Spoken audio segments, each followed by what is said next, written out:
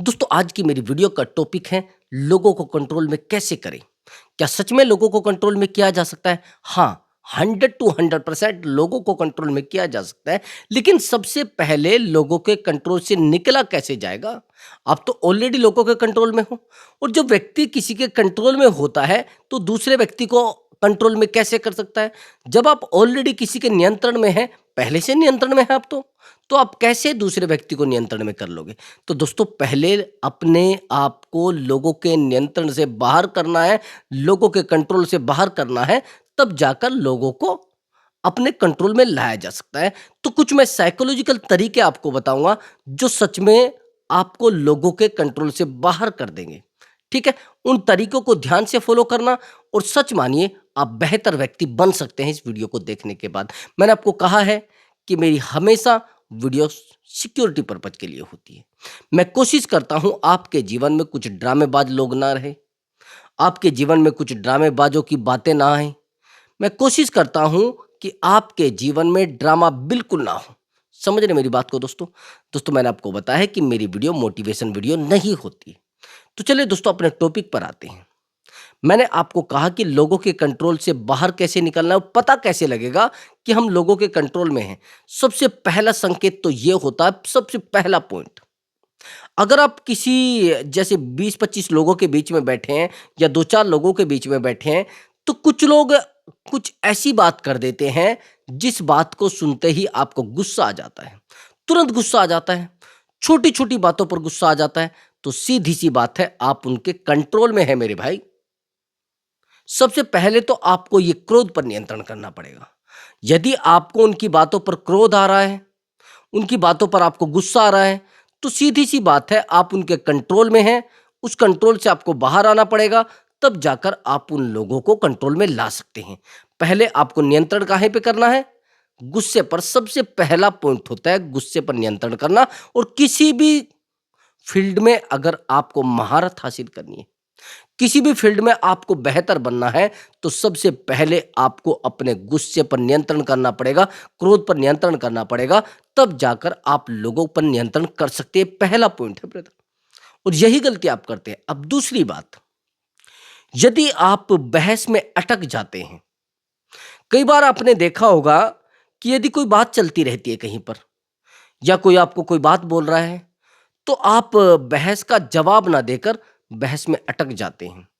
या शालीनता से जवाब दीजिए, चाहे आपसे गलत जवाब आ रहा है या फिर सही जवाब आ रहा है, और शालीनता से जवाब देकर अपने आप को साइड कर सकते हैं। लेकिन अगर आप बहस में फंसते हैं, देखा होगा आपने, कुछ लोग बहस में फंस जाते हैं, और जो लोग बहस में फंस जाते हैं, वो सीधी सी बात है वो लोगों के कंट्रोल में है, वो वहां से अनकंट्रोल हो ही नहीं सकते। वो समझ जाते हैं कि लोग समझ जाते हैं कि भाई इसको कंट्रोल कैसे करना है, इसको बहस में फंसाना है, फंसाने के बाद इसको नेगेटिव करना है, नेगेटिव के बाद इसका कॉन्फिडेंस लो होगा। तो ये चीज़ें आपको समझनी पड़ेंगी। अगर आप इन चीज़ों को नहीं समझोगे तो चीज़ें आपके हाथ से ऑटोमेटिक छूटती चली जाएंगी। ये चीज़ आपके दिमाग में फिट होनी चाहिए दोस्तों। अब तीसरा और इम्पोर्टेंट पॉइंट, हम लोग कुछ लोगों के जीवन में इस प्रकार से घुल जाते हैं, इस प्रकार से चले जाते हैं कि हमें लगता है कि शायद ये व्यक्ति सबसे बेहतर व्यक्ति है मेरे जीवन के लिए। एक तो आप सबसे ज़्यादा इमोशनली वीक हो जाते हैं उन लोगों के सामने। अगर आप अपने आप को इमोशनली वीक कर देते हैं, आप छोटी-छोटी बातों पर लोगों के सामने जाकर रोने लगते हैं। छोटी-छोटी बातों पर आपकी आँखों से आँसू निकल आते हैं, और छोटी-छोटी बातों पर आप चिल्लाने लगते हैं कि ऐसा कैसे हो सकता है? आपको एंजाइटी होने लगती है अगर लोग आपसे दूर जाने लगते हैं। आपको घबराहट होने लगती है अगर लोग आपसे दूर जाने लगते हैं। यानी आप 100 के 100% उन लोगों के कंट्रोल में हैं। अगर आप नहीं सच में अपने आप को बदलना चाहते और सच में नियंत्रण से बाहर आना चाहते हैं, तो आपको इमोशनली वीक होना बंद होना पड़ेगा। मतलब पूरे तरीके से अपने आप को रोकना पड़ेगा, नहीं तो ब्रदर आप कभी भी सामने वाले व्यक्ति को कंट्रोल में नहीं ला सकते। यह आपकी सबसे बड़ी गलती होती है। आप जानते हैं इमोशनली व्यक्ति कितना कमजोर होता है। हर व्यक्ति जब किसी व्यक्ति के सामने जाकर रोने लगता है ना, उसकी बहुत सी बारीक बातें भी वो जान लेता है।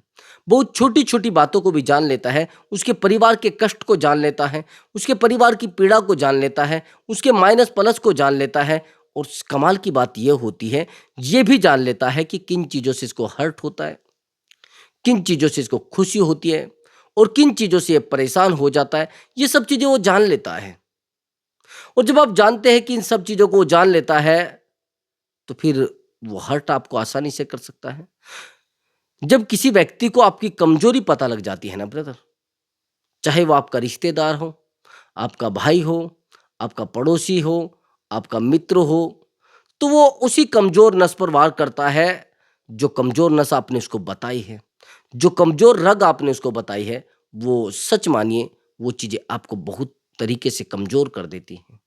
तो ये चीज़ें आपके दिमाग में फिट रहनी चाहिए और नहीं फिट रखोगे, तो चीज़ें आपके हाथ से छूटने लग जाएगी। यदि आपको ऐसा लग रहा है कि मैं बहुत बेहतर व्यक्ति हूँ, ये भी आपकी कमज़ोरी है। मैंने आपको कहा कि इमोशनली वीक होता कैसे है आदमी, मैं बताता हूँ। मैं मानता हूँ आप बहुत पढ़े-लिखे व्यक्ति हैं। मैं मानता हूँ आप बहुत प्रतिष्ठित व्यक्ति हैं। मैं मानता हूँ आपने बहुत सारी उपलब्धियाँ सही हैं, बहुत सारी उपलब्धियाँ आपके पास हैं। लेकिन मैं आपसे एक बात बताता हूँ कि आप यदि किसी व्यक्ति के सामने जाते हैं, चाहे वो आपसे कम उम्र का है या आपसे ज़्यादा उम्र का है, आप उस व्यक्ति के सामने अपनी बातों को रखते-रखते रोने लगते हैं। बताते-बताते आपकी आँखों से आँसू गिरने लगते हैं। इसको कहते इमोशनली वीक व्यक्ति। जो व्यक्ति इमोशनली वीक होता है, यकीन मानिए उसके ऑटोमैटिक आँखों से आँसू टपकने लगते हैं और ये कमज़ोरियाँ होती है आपकी। यही तो कमज़ोरियाँ होती है, इसका मतलब ये है कि आप नियंत्रण में हैं लोगों के। समझ गए? ये नियंत्रण आप नहीं छुड़ा पा रहे। ये नियंत्रण आपको घाव कर सकता है। ये अंदर तक आपको तोड़ सकता है। समझ रहे हैं? इस नियंत्रण को पहले रोकना पड़ेगा। जब तक आप इस नियंत्रण को नहीं रोकेंगे, आपके हाथ से चीज़ें छूटती चली जाएँगी, आपके पास कुछ नहीं बचेगा। आखिर में आप अकेले हो जाएँगे। समझ गए? ये नियंत्रण आपको छोड़ना पड़ेगा। साइकोलॉजी कहती है कि यदि आप किसी व्यक्ति के सामने बात करते-करते रोने लगते हैं, बात करते-करते टूटने लगते हैं, तो आप कभी भी किसी के नियंत्रण से बाहर नहीं आ सकते। अब मेरी बात को थोड़ा गहराई से सुनना, जो मैं आखिरी पॉइंट आपको बताने वाला हूँ। कई बार हम लोगों की बातों में हाँ में हाँ करते हैं, ठीक है? लोगों की बातों की ना में ना करते हैं, जिसको कहते चापलूस। समझ गए? चमचागिरी। यदि आपको चमचागिरी बहुत बेहतर तरीके से आती है, कुछ क्षेत्र में चमचागिरी काम करती है, लेकिन कुछ क्षेत्र में चमचागिरी आपको बेकार कर रही है मेरे भाई, आपकी प्रतिभा को खत्म कर रही है। यदि आप किसी व्यक्ति की चमचागिरी कर रहे हैं और बहुत ज्यादा चमचागिरी कर रहे हैं, तो आपके परिवार को भी बर्बाद कर सकती है, आपकी प्रतिभा को बर्बाद कर सकती है। चमचागिरी हमेशा प्रतिभा को बर्बाद करती है। जो आपके अंदर प्रतिभा है उसको खत्म कर देती है। आपको लगता है कि मैं इससे कुछ कर जाऊंगा, आपको लगता है कि मैं इससे कुछ बेहतर कमा जाऊंगा, लेकिन नहीं मेरे भाई। कुछ टाइम के बाद ये चमचागिरी आपकी धरी रह जाएगी। जैसे ही सामने वाला व्यक्ति उस पद से, प्रतिष्ठा से हटेगा, जब इसकी आप चमचागिरी कर रहे हैं, आप फिर खाली के खाली, क्योंकि आप तो उसी के ज्ञान से ज्ञानी थे ना, आप तो उसी के पद से प्रतिष्ठित थे। आपका पद कहाँ है? आपकी प्रतिष्ठा कहाँ है? आपका ज्ञान कहाँ है? आपकी प्रतिभा कहाँ है? जब आपकी प्रतिभा नहीं है आपके पास, आपका ज्ञान आपके पास नहीं है, अब उसने आपके सर से हाथ हटा लिया है, सीधा पानी टपकने लग जाएगा आपके ऊपर मेरे भाई। समझिए, इसलिए आपके अंदर प्रतिभा होना बड़ा आवश्यक है। इसलिए आपका प्रतिभावान व्यक्ति होना बड़ा आवश्यक है।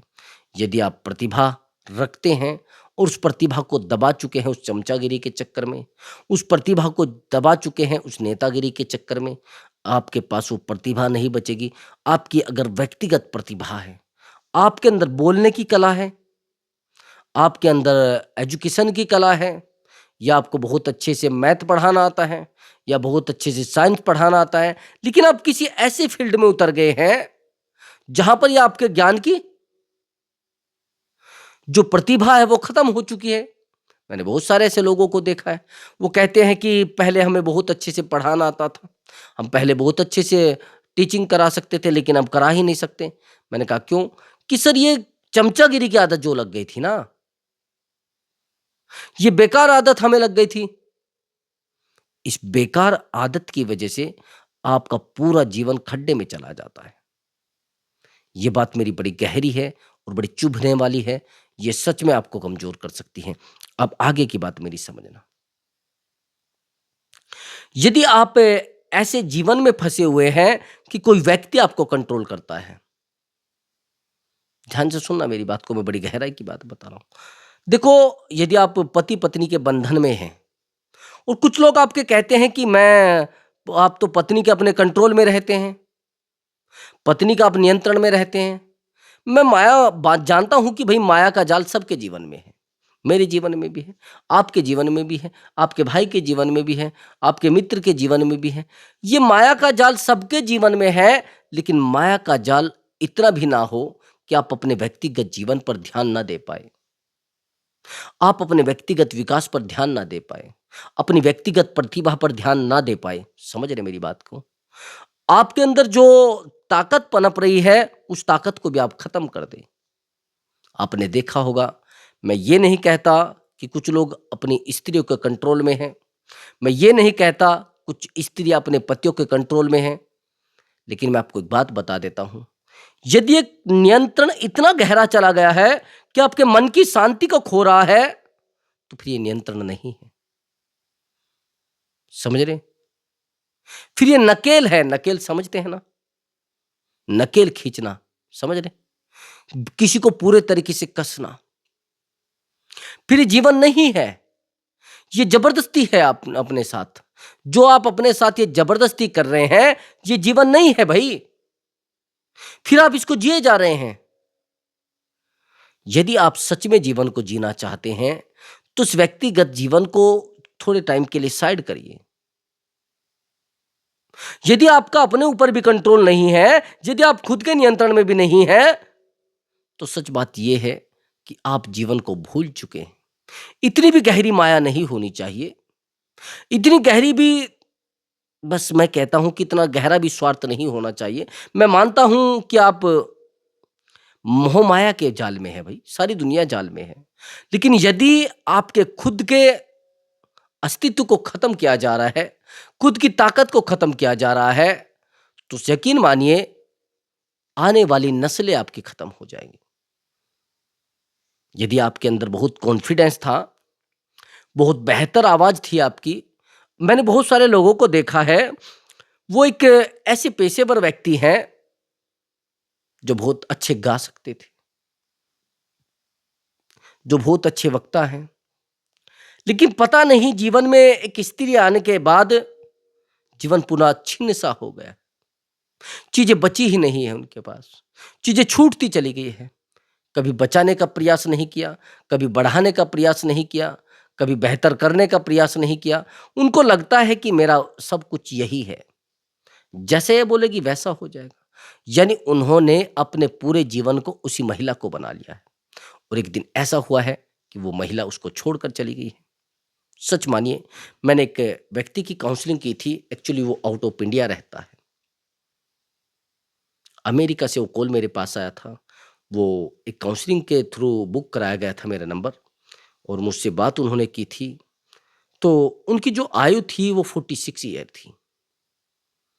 व्यक्ति बड़ा बेहतर था, जीवन भी बड़ा बेहतर था, सब कुछ ठीक चल रहा था, लेकिन ऐसा हुआ, उसने कहा कि सर मैं यहाँ पर लगभग 24 साल से रह रहा हूँ। मैंने कहा तो क्या हुआ? कि सर जो मेरी पत्नी है मुझसे बहुत प्रेम करता हूँ। मैंने कहा सच में? कि हाँ, बहुत प्रेम करता हूँ। मैंने कहा अभी क्या प्रॉब्लम आपको आई है?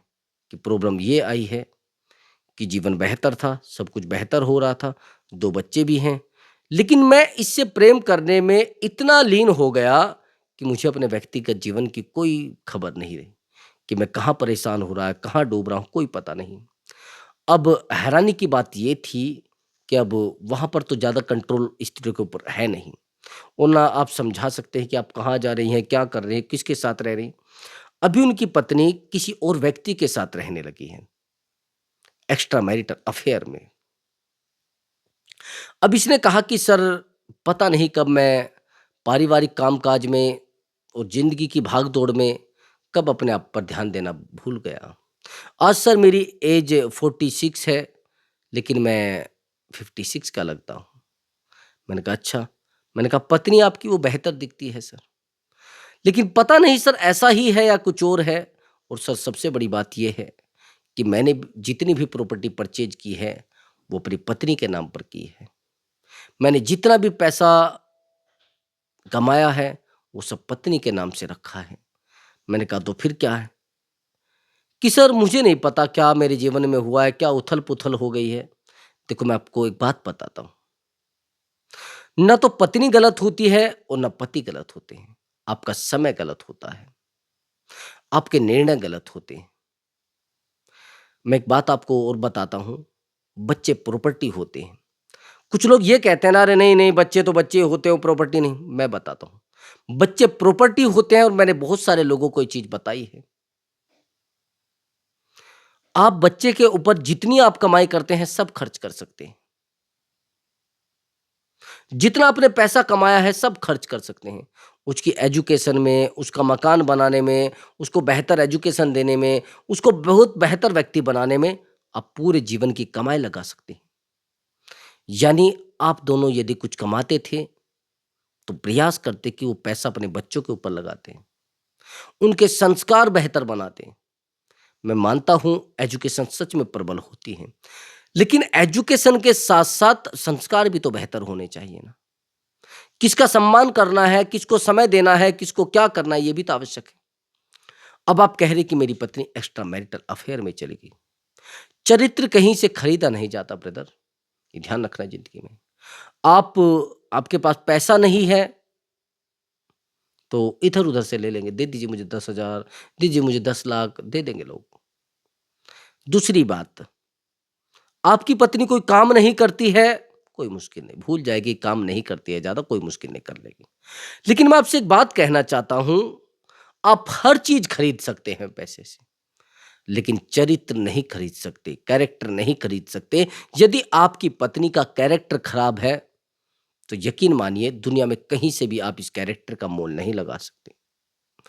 इज्जत जब खराब हो जाया करती है और किसी व्यक्ति को अपना कैरेक्टर खराब करने की होड़ लगी रहती है, तो मेरा मानना है कि फिर आप बिल्कुल वही बच्चों वाले काम कर रहे हैं, ये ठीक नहीं है।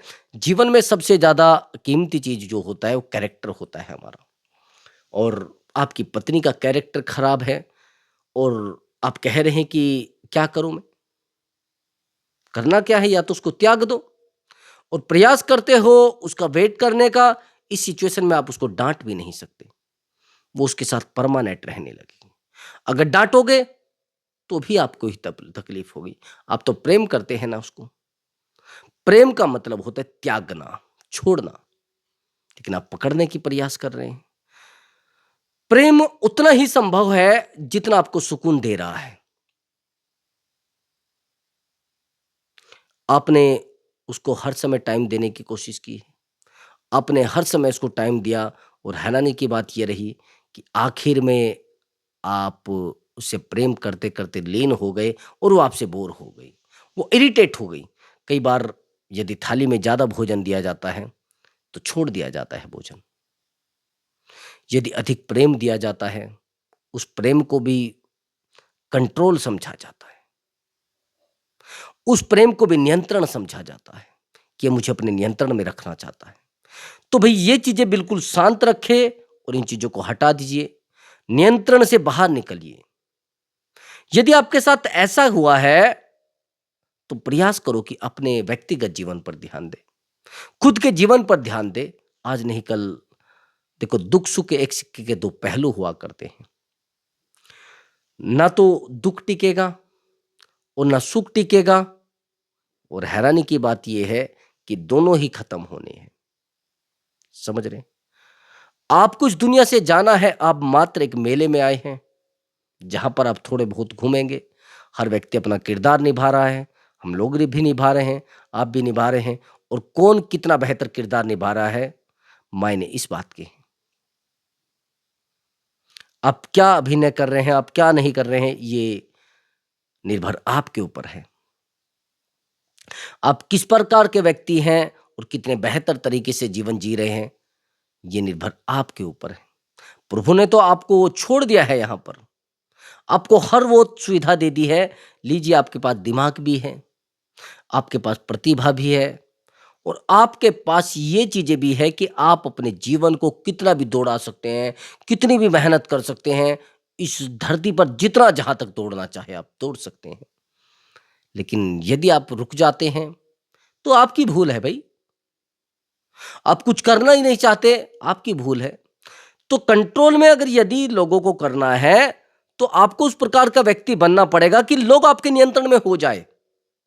आपको बेहतर व्यक्ति बनना पड़ेगा, और बेहतर नहीं, बहुत बेहतर। ज़्यादा लोगों को टाइम देना बंद कर दो। लोगों के लिए हर समय अवेलेबल रहना बंद कर दो। जब आप रात-दिन लोगों को टाइम देने लगते हैं, तो आपको लगता है कि यार ऐसे कैसे हो सकता है? जब आप रात-दिन लोगों को फ़ोन कर के अपने आप को बेवकूफ़ बनाना शुरू कर देते हैं, ये भी आपकी बहुत बड़ी गलती होती है। तो आप प्रयास करें, आप सबसे पहले तो आप अपने ऊपर ध्यान दें। जितना ज़्यादा हो सके आप अपने ऊपर ध्यान देंगे, उतनी ही चीज़ें बेहतर होती चली जाएँगी। नहीं आप अपने ऊपर ध्यान दे पाएँगे, तो चीज़ें आपके हाथ से छूटना शुरू हो जाएँगी, आप अनकंट्रोल हो जाएँगे। चीज़ें समझिए मेरी बात को। यदि आप ऐसा कर पाए, यकीन मानिए लोग आपके पीछे दौड़ना शुरू कर देंगे। लेकिन लोगों को समय कम दीजिए, अपने आप को समय ज़्यादा दीजिए। जितना आप अपने आप को समय देंगे, उतना ही बेहतर होते चले जाएँगे। जीवन आपका बेहतर हो जाएगा, जीवन आपका सरल हो जाएगा, और लोग आपके कंट्रोल में होना शुरू हो जाएँगे, नियंत्रण में होना शुरू हो जाएँगे। तो दोस्तों, यदि आपको हमारा वीडियो अच्छा लगा है, वीडियो को लाइक करें और चैनल को अवश्य ही सब्सक्राइब करें। मैं मिलता हूँ एक नए टॉपिक के साथ। नमस्कार दोस्तों।